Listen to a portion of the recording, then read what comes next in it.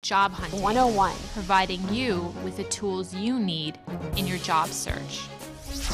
Job Hunting 101. Hi, my name is Jamel Wilds, Lead Business Services Recruiter with Tampa Bay Workforce Alliance. We're here today to talk about career path planning in our Job Hunting Series 101. We're here today with Dale Green, who is a career manager with Tampa Bay Workforce Alliance. Glad to be here with you. Thank you. Glad to see you. As well as Joanna DiPietro. She is the Director of Talent Acquisition at One Touch Direct. Welcome. Thank you. Thank you. So today, as I said, we're going to be talking a little bit about career path planning. I want to first talk with you about what is a career path, or a career map is really point from point A to point Z. And some people have a really good idea of what they want to do with a career, and then other people don't have such a great idea about what they want to do. I would like for Joanna, for you to talk a little bit about your role at One Touch Direct, and talk first about how what kind of career opportunities you have at One Touch Direct, and how people could apply for your job openings. Okay, excellent. So One Touch Direct is a call center. We have in Tampa, we have 3 locations. We have one on Sly Avenue, which is heavily recruiting right now for sales agents, as well as entry-level help desk. Is it a continuous need for those kinds of positions? It really is. We have at least one class every month. We're looking for about 15 to 20 agents a month. Okay. Right now we have growth happening, so we have more than just attrition. We need new people. We need new people, and we need a lot of them right now. Good. We're looking for 100 people really a month for the next few months. Wow, great, great, continuous needs. What kind of company is One Touch Direct? One Touch Direct is a call center, and we represent brands like T-Mobile, Verizon, AT&T. A lot of the programs that are hiring right now are Verizon, AT&T, IBM. And so then what does One Touch Direct do? Is it like a third party? We represent their brand. So if they ask us to do sales and market, and they want to increase their customer acquisition, we are contacting customers on their behalf and upselling them, selling them new products, new services. Or we are answering calls, customer service, billing, that sort of thing. Retention we've done click to chat. Good. Really any service that they need, Good. we flex and we provide Great. it. And then how do people go about applying for some of the positions? All our application process is online. So we suggest that everyone go on our website, www.onetouchdirect.com, and apply. There's a short assessment afterwards, about a 30-minute assessment, and somebody from my staff will contact them, bring them in for an interview. We'd like to make sure it's a mutual fit, let them meet our operations group, and make sure that it's a mutual fit for both of us. Good, good.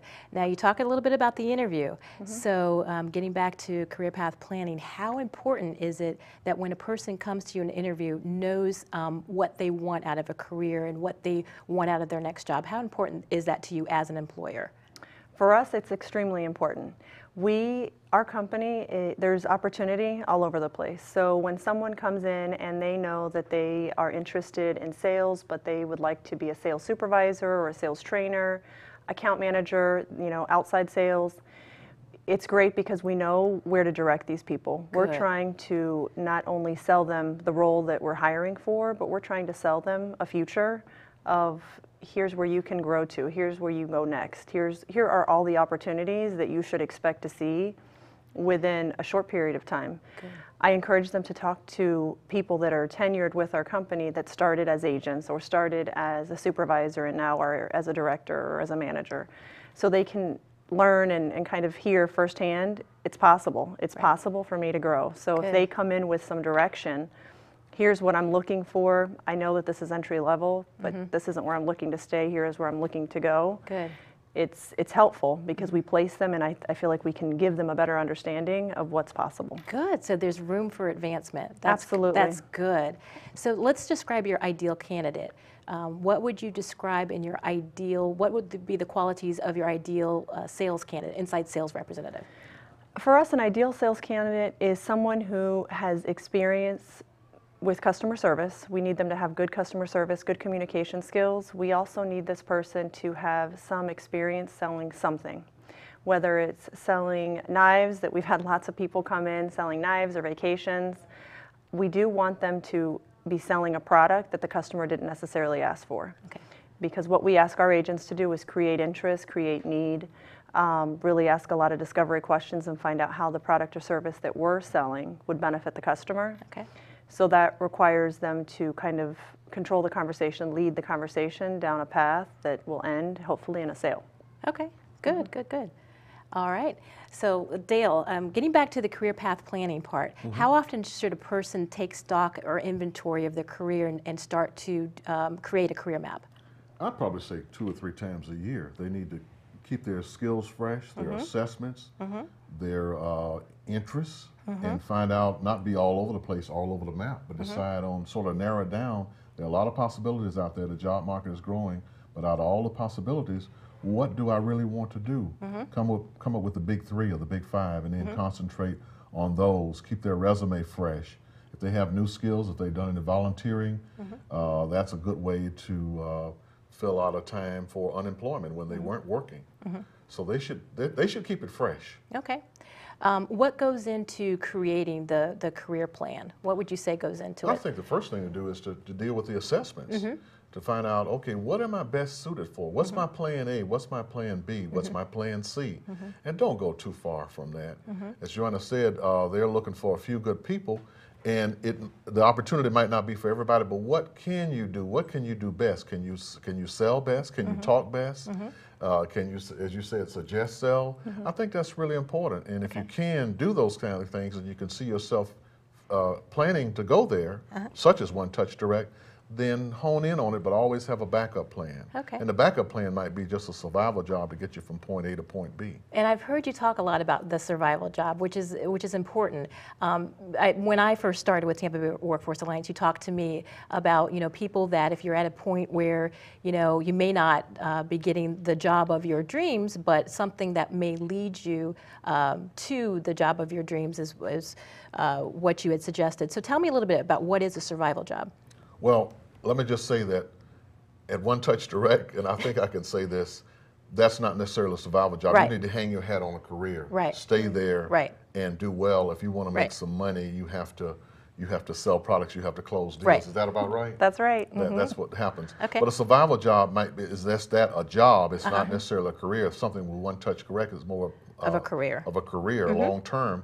And a survival job might be temporary. It might be 90 days. It might be 120 days. Okay. It might be just to get from point A to point B. Right. While you're getting your training or while you're preparing for that, I want to hang my hat here at One Touch Direct, for example, because we have an employee here and we want to we try to fill her needs because Oh, that's yeah, what absolutely. happens. Thank you. It doesn't- Absolutely. The world, the world goes round when there's a buyer and a seller, and there's a candidate and there's a job filled. That's what happens. Absolutely.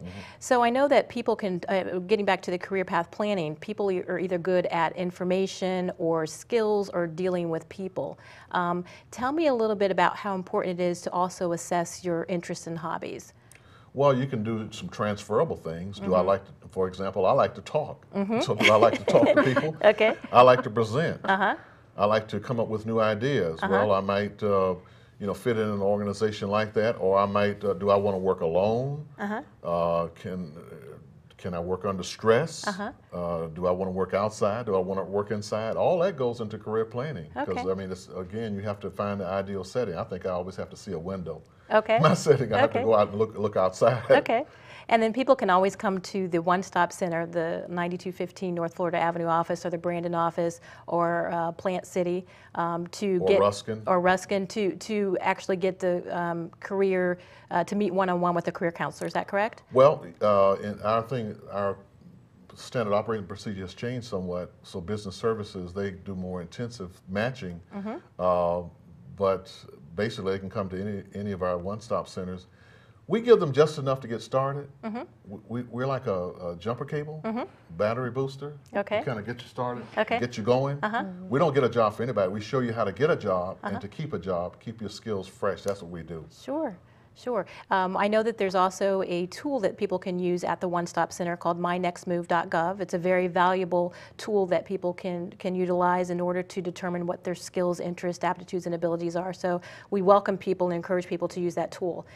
Let's talk a little bit about work accomplishments. How important is it that people know their work accomplishments, are able to kind of articulate their past work accomplishments when in their interview?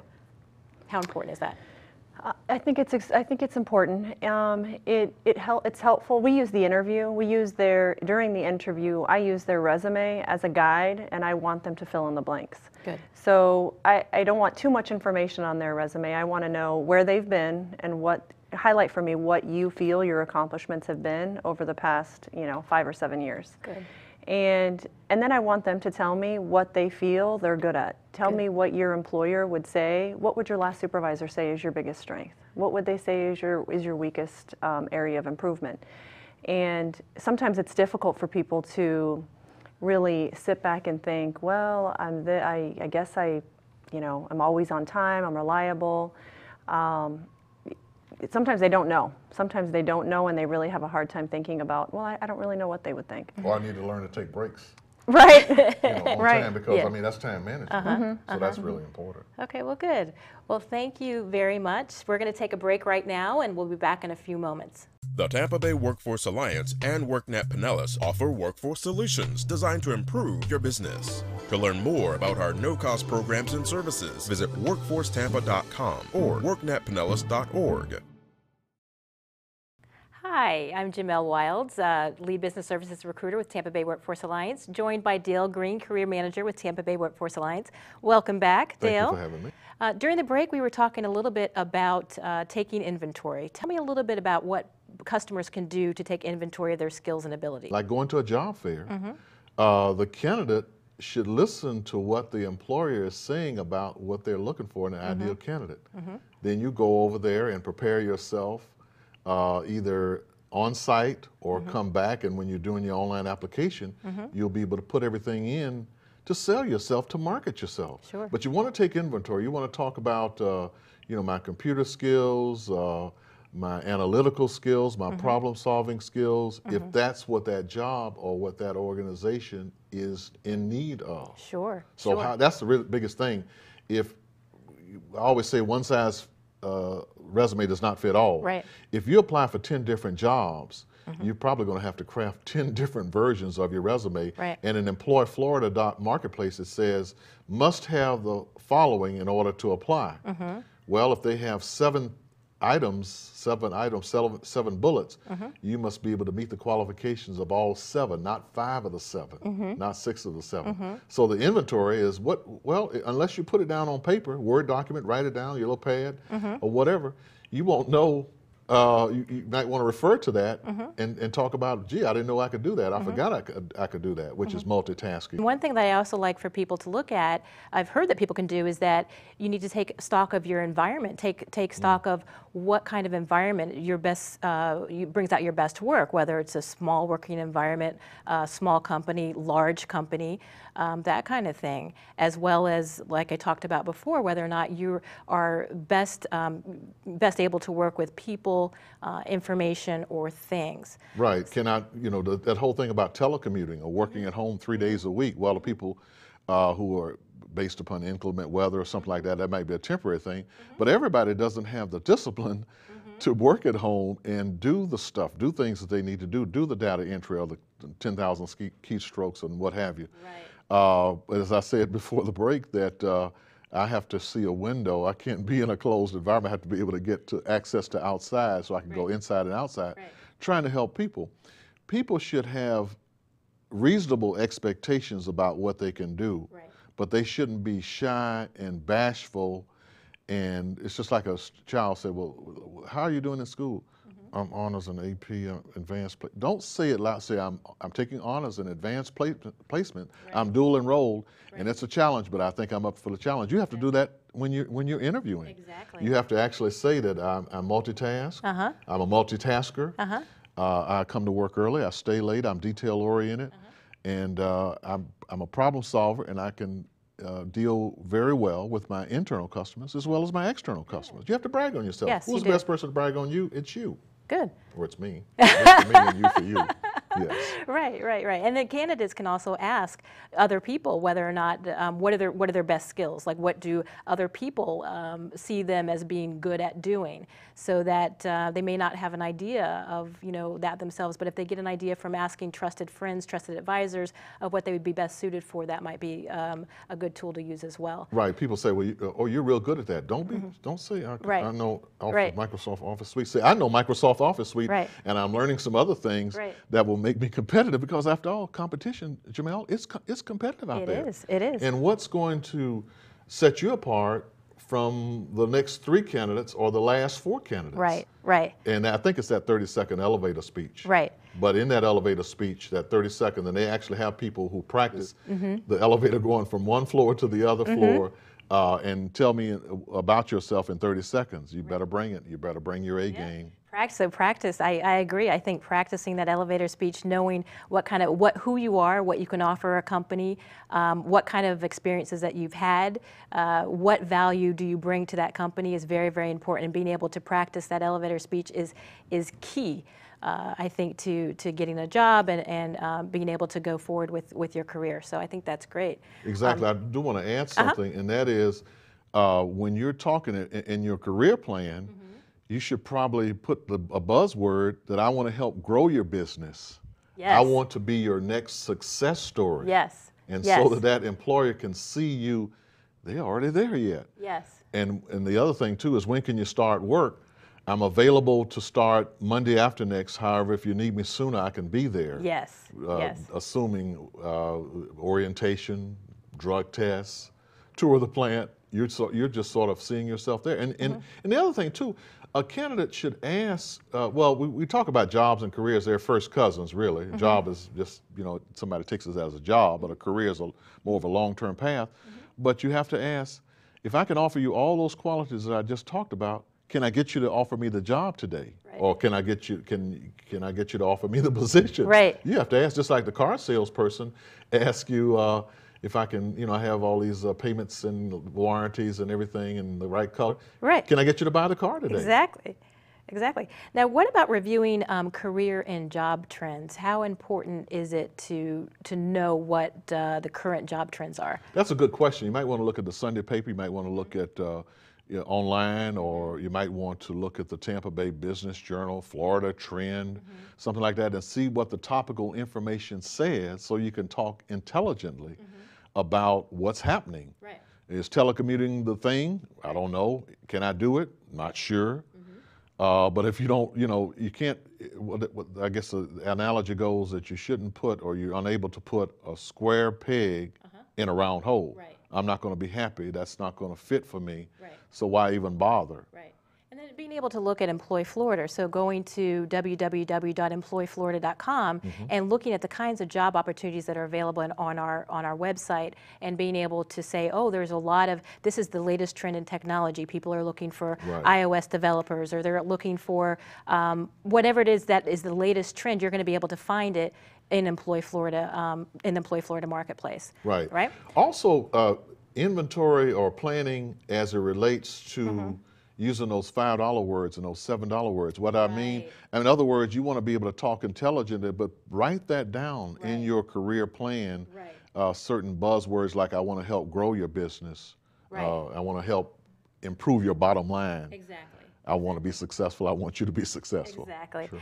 And I know that when people are out of work, sometimes they start to go into training programs to help improve their skills. And we do have that available at the One Stop Center. We do have the WIA department that's available for to further your skills in training. How important is it for career seekers to upgrade their skills?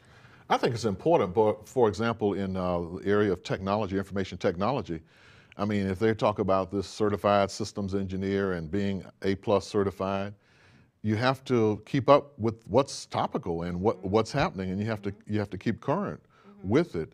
And again, you add that to your plan somewhere and put it on a little zip drive, and keep one in your safety deposit box, and keep one on your person or in your desk. Have a backup to the backup so that you'll know, and you can revisit, revised, just like those little memos and things come out. It says revised 1281. Well, that's a long time ago, but 2012.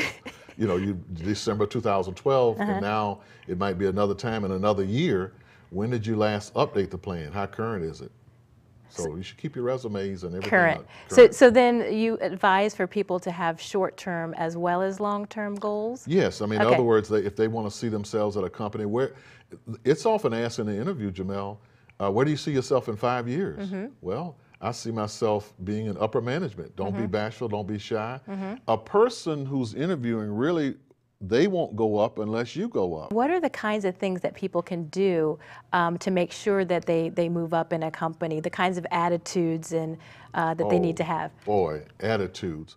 That part about come to work early, stay late, detail oriented, and don't complain. There are 17 people, let's say, I'm picking a number, to take your place or waiting to qualify for that job. Right.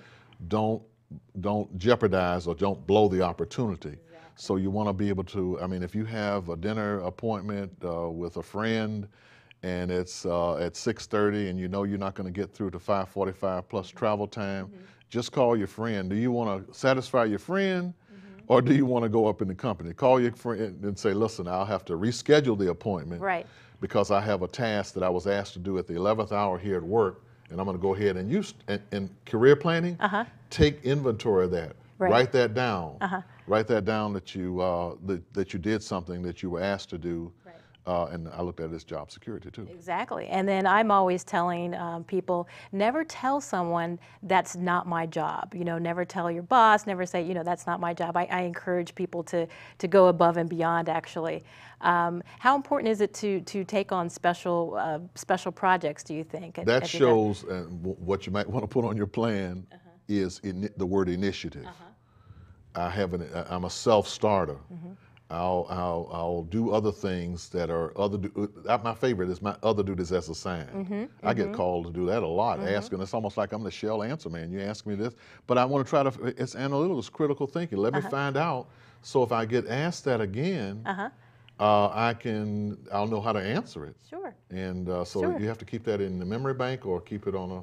Good. In a Word document or something like that. Okay. And what advice would you give to the unemployed job seeker Don't looking give to up. further? Don't give up? Don't give up. Okay. If I'll give the example of a home building products company, which will remain anonymous, so to speak. And this person used to recruit at Tampa Bay Workforce Alliance in the HR field. And they told me that they sent out 7,000 resumes. Wow. 7,000. That's a lot of pointing and clicking. Right. Well, here's the deal. When a candidate came in and said, well, I'm about to move to Philadelphia because I've looked for over 1,200 jobs, and I said, oh boy, it's 1,200 is not 7,000. Right. And it was actually, what if this person had stopped at job number 6,998, Right. 99? Actually had to go over 7,000 before he got his six-figure job in HR at a building home products store or company. Right. So persistence, that's really what I'm saying. Don't give up, don't give up, and you have to smile even in the face of rejection. Right. I'll be willing to work for a 1099, I'll do contract work, I'll do whatever it takes. Good. I'm ready, willing, able, and available to work. Good, good, good. And should, even once they get the person gets their job, should they continue to kind of look at their career, take stock of it, and try to figure out, you know, where do I go from here? Excellent question, because they should keep themselves fresh. Don't get stale. Don't get in a bureaucracy of, well, I'm just doing my job, I'm just clipping this, and I'm just, you know, sort of ho-hum, mundane kind of thing. Make it interesting, make it fresh, get up, move around. Making sure you keep abreast of the latest technical skills, whether it's staying abreast of the, you know, Microsoft Excel or getting PowerPoint if you don't have PowerPoint. I think that's very, very important as well. Right, Would you say? and networking with people. Yes. Talk to people. Yes. And Yes. find out what's going on, and be willing to help people. Be willing to share some advice, and you too can become somewhat of an expert in the field of surviving, whether it's a 90-day survival or a long-term career that you're looking. But you have to have a plan. You have to revisit your plan often and write it down and know where it is. And so how can the people at the Tampa Bay Workforce Alliance assist with this plan? Well, one thing, in terms of the career planning, we show you how to do it, how to accomplish it. Everybody has their own style. There are some employability classes that offer professional interviewing, brushing up on resume skills, breaking barriers for those who have barriers. They can go to these classes that are 2 hours in length, absolutely no charge, just email, and people volunteer sometimes too much. Well, I don't know too much about computers, I'm not too... We don't really want to hear that. It's kind of like, well, if we have some classes that are free, we can take you to the water fountain, but you have to press down and drink.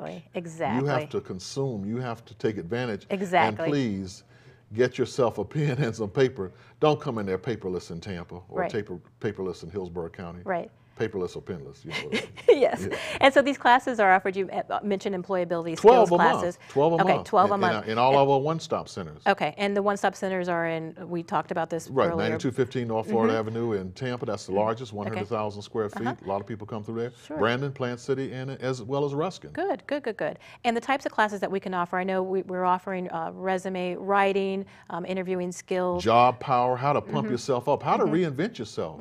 And that inventory, and you come out of there with it's a PowerPoint presentation. They're talking to you about things. They don't read it word for word. Right. And we're just trying to pump you up and motivate you to get out there into the market and sell yourself. Exactly.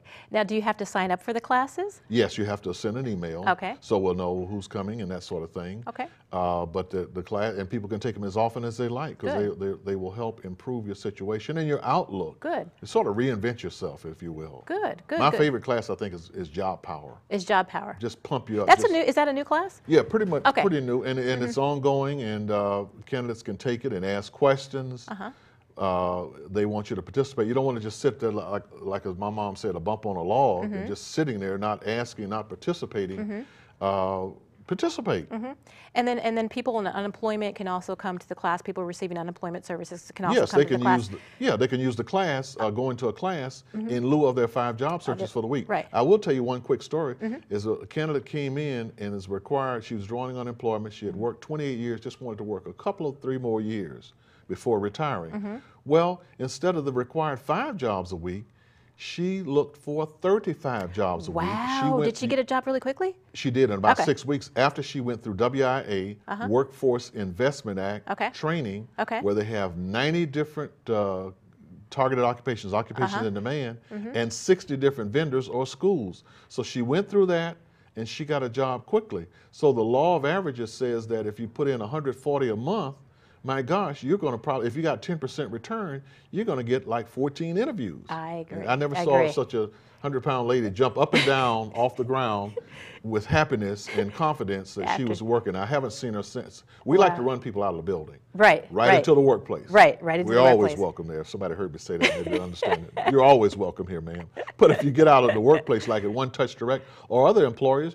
you're good to go. Yeah, good, good, good. So I know we also have something called the Professional Networking Group. The Professional Networking Group meets on Tuesdays now. Right, and they can access that information by going to www.workforcetampa.com.